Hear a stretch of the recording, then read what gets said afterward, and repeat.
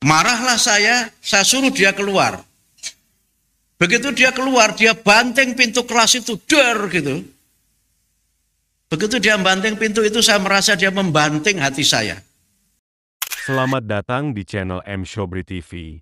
Jangan lupa subscribe. Oke guys. Karena itu Bapak Ibu sekalian, motivasi utama seseorang menjadi guru, itu harus cinta murid. Harus cinta ilmu. Kalau itu tidak kita miliki, berapapun gaji kita, nggak akan pernah bahagia kita menjadi seorang guru. Percayalah. Kalau melihat murid sudah senep dulu, berapapun gajinya, itu nggak akan pernah kita tuh bahagia dengan pekerjaan kita.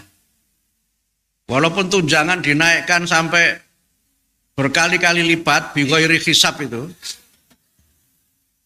tetap saja nggak happy kalau kita nggak mencintai murid dan tidak mencintai ilmu.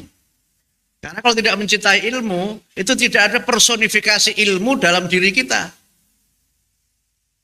Nggak ada personifikasi ilmu dalam diri kita. Padahal di antara kehebatan seorang guru adalah personifikasi bidang ilmu yang dia ajarkan dengan kepribadian dia. Gitu. Saya boleh cerita pribadi ya.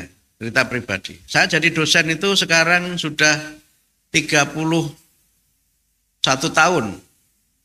Saya pertama kali jadi dosen tahun 93. Sekarang 2004. Selama 31 tahun saya mengajar, saya tuh marah di kelas itu hanya satu kali saja. Itu pun saya menyesali kemarahan saya itu. Saya waktu itu masih ngajar di Semarang.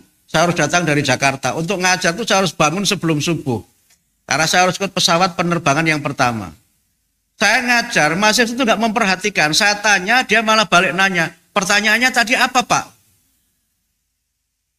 Marahlah saya suruh dia keluar. Begitu dia keluar, dia banting pintu kelas itu, der gitu. Begitu dia banting pintu itu, saya merasa dia membanting hati saya.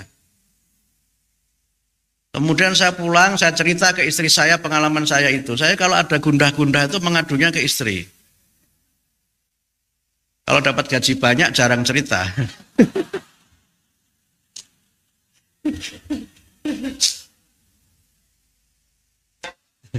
Istri saya membenarkan yang saya lakukan. Bapak benar, Bapak enggak salah. Wajar kalau Bapak memarahi murid itu wajar. Tapi saya menyesal. Saya menyesal. Sehingga setelah itu kemudian murid itu 2 pertemuan enggak datang. Pertemuan ketiga dia datang. Dan ternyata anak itu anak pinter. Ketika mengerjakan soal itu bagus. Sehingga dia tidak memperhatikan saya itu. Mungkin karena mengajar saya tidak ada yang menarik lagi. Sudah dia ketahui sebelumnya untuk apa saya menghabiskan waktu mendengarkan dosen yang enggak jelas ini. Kira-kira begitu dalam hati dia itu. Sehingga saya muhasabah. Kan ada kan dosen yang hanya sekedar datang merasa ilmunya paling tinggi kan ada. Nanti mahasiswa juga paling ngikut apa yang kita katakan. Padahal belum tentu juga. Mungkin sebagian guru juga ada yang begitu.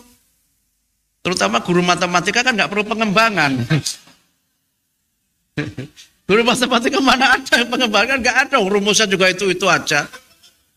Mana ada rumus mencari luas yang berubah kan ini rumus mencari ruang yang diperbaharui kan nggak ada.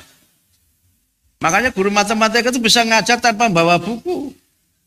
Dengan kalau guru matematika suruh bikin RPP yang mumet itu paling nggak suka guru matematika itu. Oh kan yang tepuk tangan loh itu Bu. Mau ngapain mau ngajar begini aja kok pakai persiapan macam-macam. Mau begini aja juga murid saya jadi menteri kira-kira begitu. Kira-kira begitu. Tetapi saya tidak marah ke murid itu berikutnya. Dia datang dan nilainya bagus.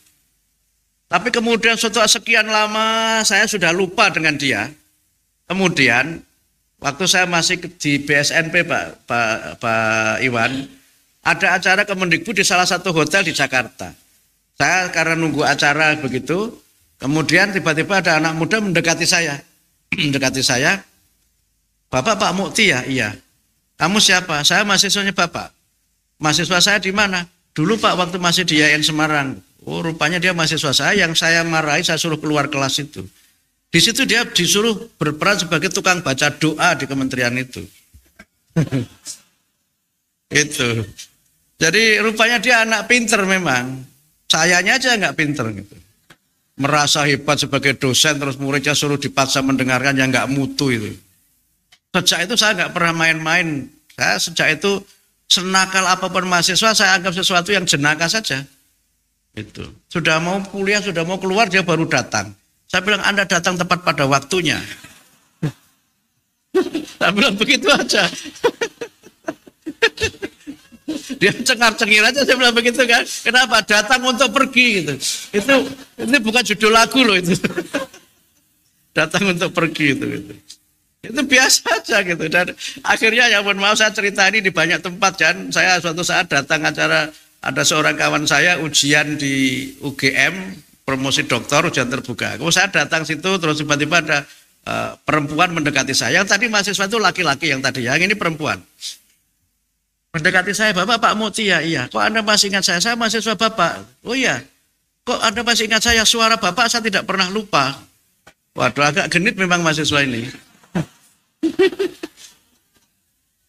Kemudian dia tambah ngerjain saya kan. Bapak itu dosen favorit saya. Wah, agak GR. Apa alasannya? Bapak jarang masuk tapi nilainya bagus. Ampun ini. Aduh. Jadi kalau sekarang kita bicara rapot apa dan upgrade nilai apa, itu mungkin saya termasuk salah satu itu. Salah satu itu. Karena apa? Saya berpikir dosen itu kan gajinya sedikit, sedekah uang juga nggak punya. Udah sedekah nilai saja gitu. Saya begitu. Mohon maaf ya, ini jangan ditiru loh ya. Jangan lupa subscribe. Oke guys.